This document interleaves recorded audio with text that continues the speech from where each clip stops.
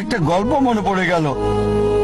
এক সময় একজন ফেরেশতা এসে এক লোককে বলল, আমি তোমার উপর খুশি, তুমি যা চাইবে আমি তোমাকে তাই দেব, তবে একটা শর্ত, যা তুমি চাইবে আমি তোমাকে সব দেব, তবে তোমার প্রতিবেশীকে দেব তার দ্বিগুণ।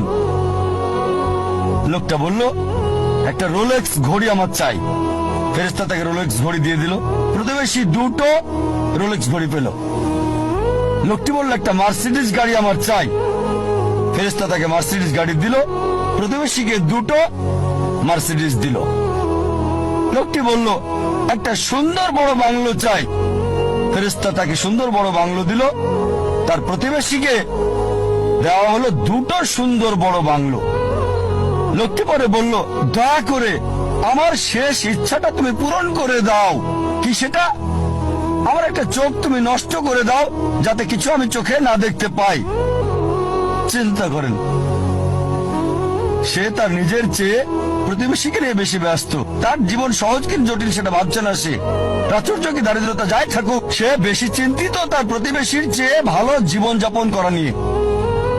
এ কারণেই সে ফেরেশতাকে বলল, আমার একটা চোখ নষ্ট করে দাও, যাতে প্রতিবেশীর দুটো চোখই নষ্ট হয়ে যায়।